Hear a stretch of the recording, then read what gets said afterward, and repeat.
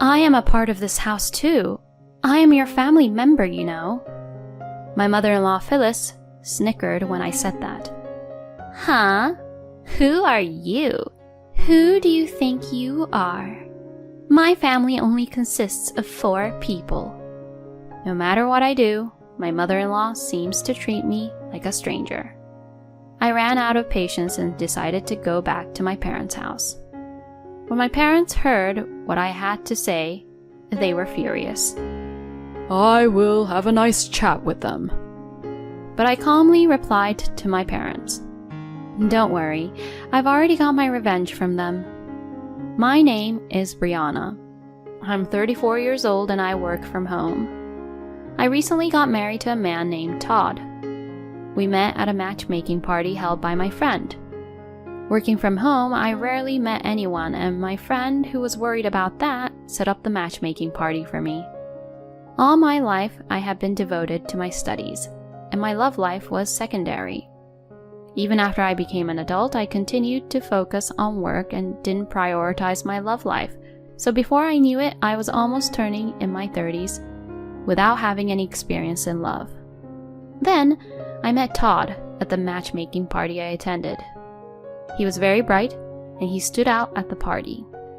I was very nervous because it was my first time to attend a party like this, but he talked to me a lot, and I was able to fit in well thanks to him.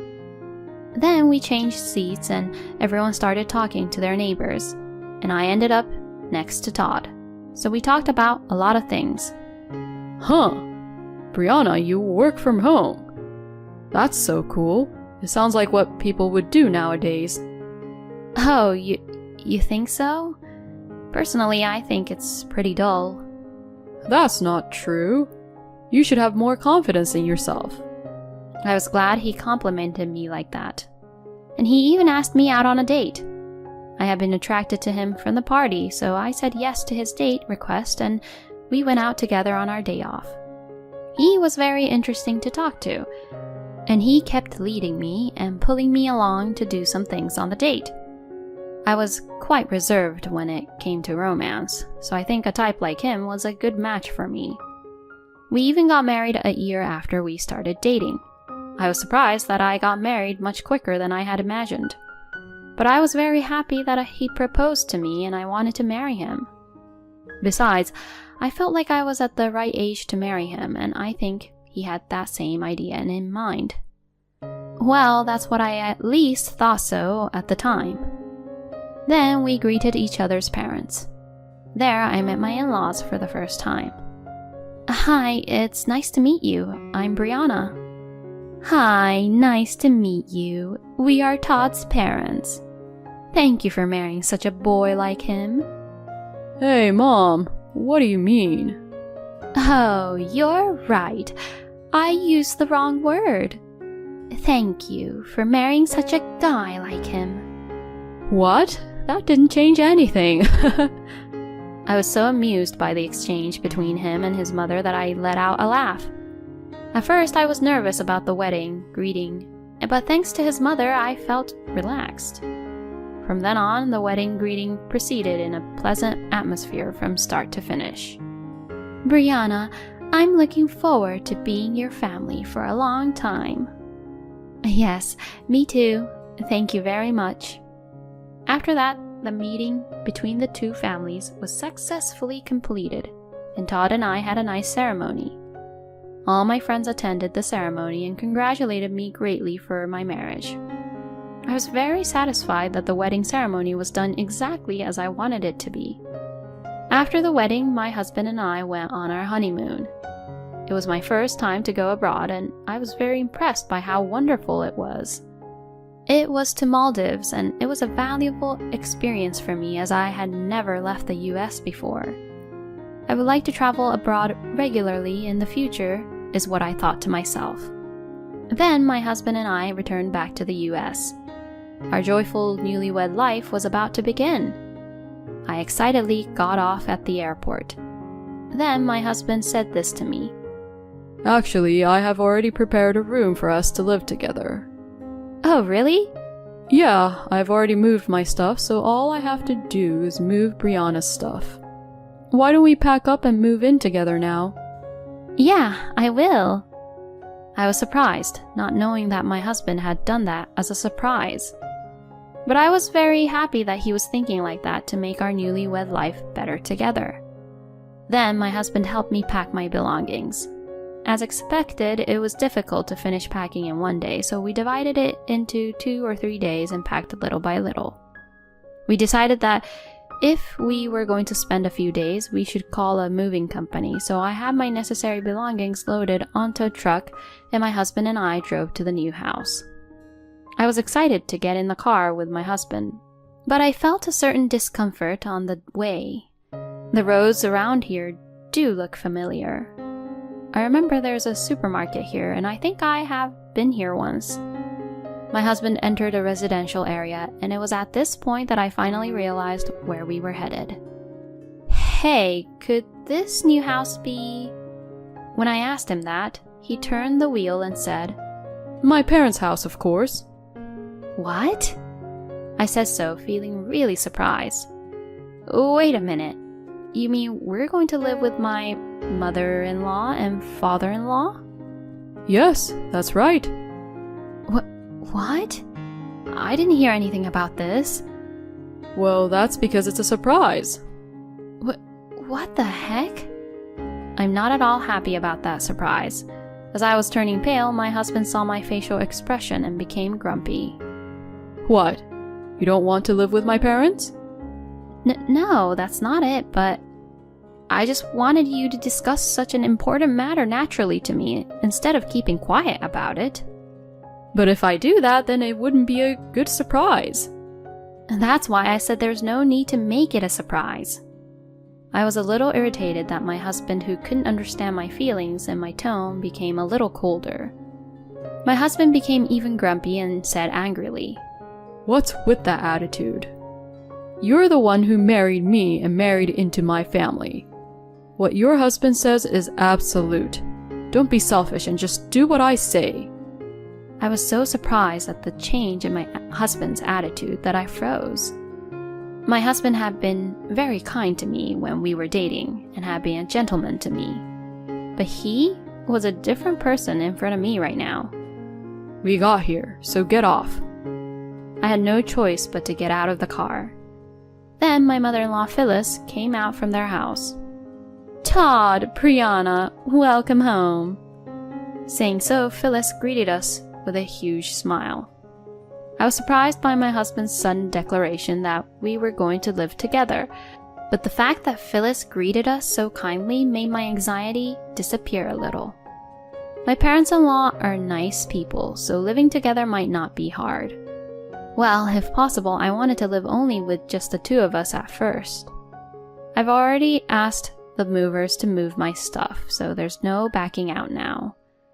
I was not convinced, but I had no choice but to move in with my in-laws. But this decision was a huge mistake I had made. I should have left my parents-in-law at that time, even if I had to throw everything away. I went to my in-laws' house with a lot of anxiety.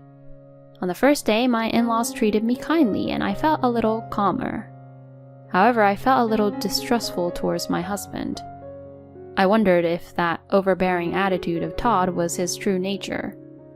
At dinner that night, my husband was in a good mood after having his favorite food delivered to his house, so I did not know if it was his true nature or not. But the next day, I would soon regret coming to this house. When I woke up in the morning and went to the living room, Phyllis had a scary look on her face. Good morning. I thought she might be angry, so I greeted her quietly. But Phyllis did not respond back and ordered me to make breakfast as soon as possible. When I was being stunned, Phyllis looked annoyed and yelled at me. Why are you just standing there? Get moving! Prepare breakfast! I had no choice but to stand in the kitchen after being yelled at like that.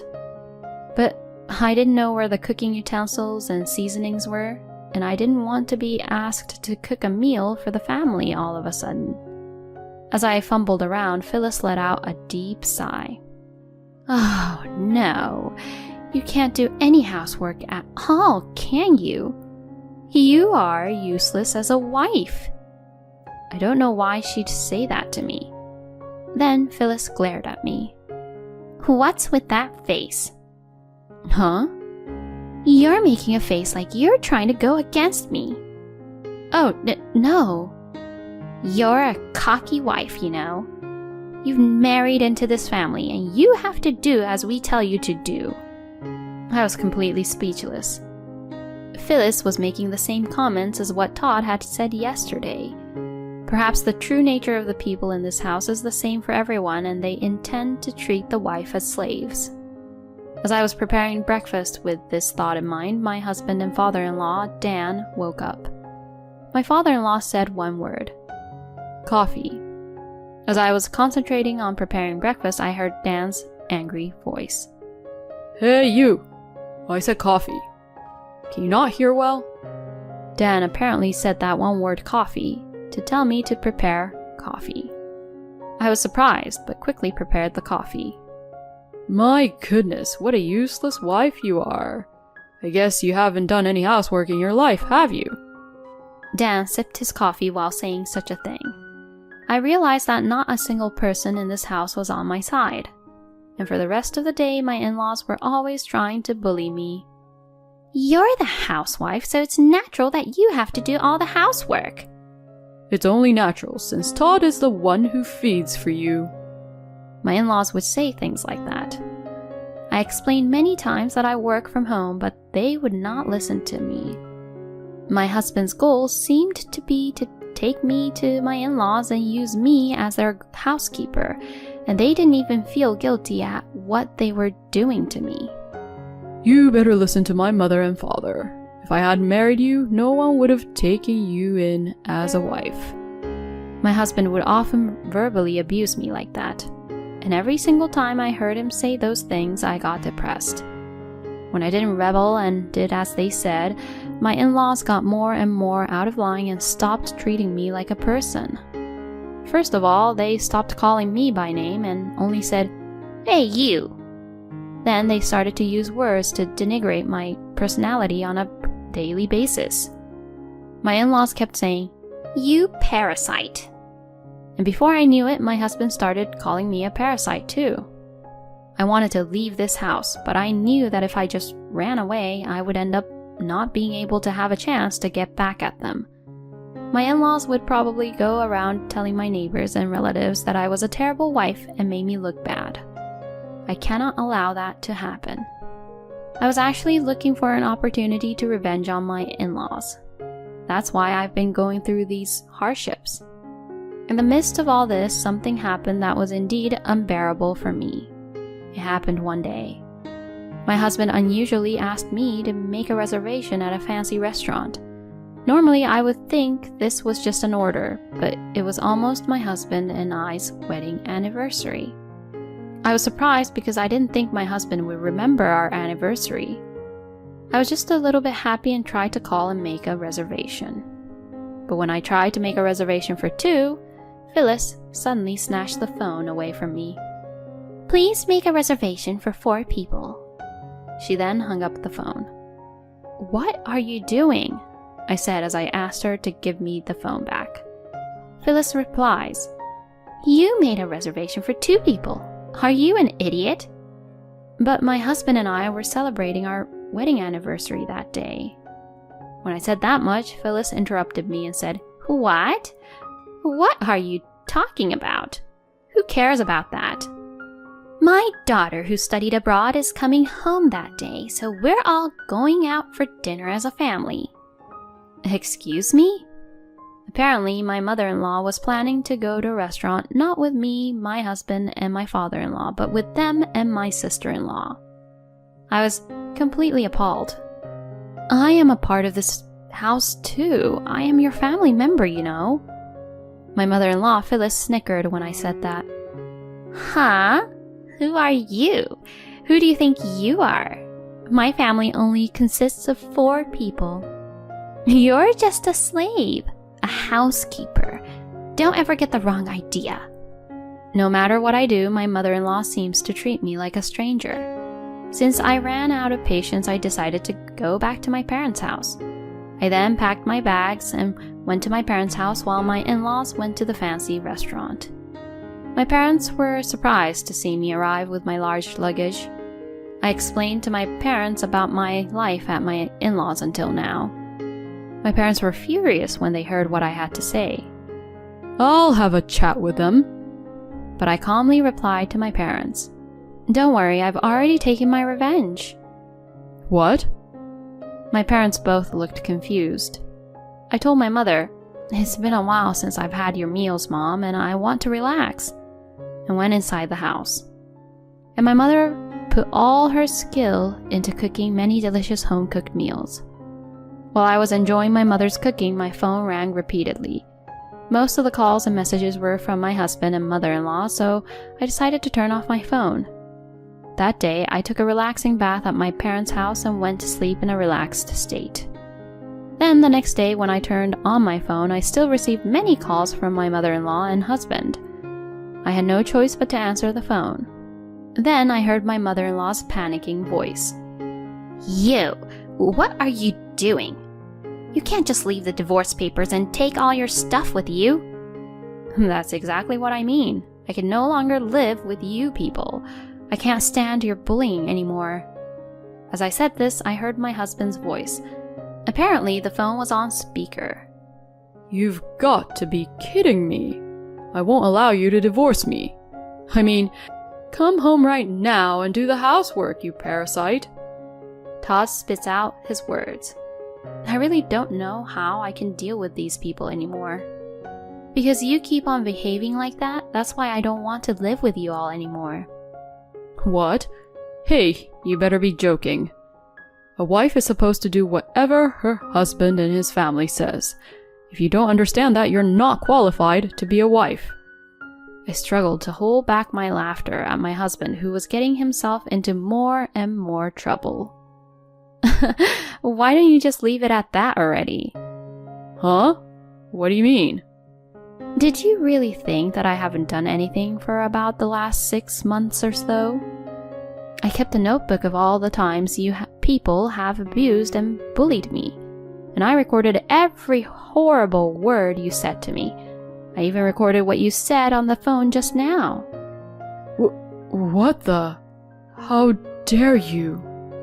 My in-laws started to get upset, so I decided to tell them all about my plan. I have all the evidence of the treatment I received from you guys, and after showing it to them, I'm consulting with my lawyer. According to my lawyer, I can get a divorce due to it being your fault, Todd, and I can also get compensation for the damages you caused. Compensation? And my revenge won't end just like that. I'm sending copies of the bullying records to your workplace, your father-in-law's workplace, your relatives, and your neighbors. And a certified letter to your workplace. When I said this, my in-laws fell silent. Oh no. I heard my husband's voice, which sounded like a squeezed, fading voice. And I finally said, "Oh, and you keep calling me a parasite and talking about other people, but I do work from home and I make a lot more money than your son. I know you people don't understand that because you think I'm just a housewife just because I'm home. If you think I'm lying, why don't you ask your idiot son? Either way, I'm definitely getting a divorce anyway, and I'm getting compensation. Well, that's all from me, so don't call me anymore. If you call again, I'll call the police." I said that to them over the phone. My in-laws became quiet at once, so I hung up the phone and blocked their numbers from my phone. After that, as expected, my in-laws got a lot of criticisms from people around them. Both Dan and my husband are getting cold shoulder from people at work. Furthermore, the relatives cursed at them, saying, "You are a disgrace to your relatives," and "Don't even come to your relatives' gatherings." As for Phyllis, she became mentally ill and became a shut-in because her neighbors stopped hanging out with her. On the other hand, I successfully got a divorce from my husband and also got compensation. I am now working from home at my parents' house and enjoying my days, occasionally traveling abroad with my parents. I will continue to take my parents to various countries to take care of them as their daughter while working hard at my job. Thank you for watching until the end. Please subscribe to our channel. See you in the next video.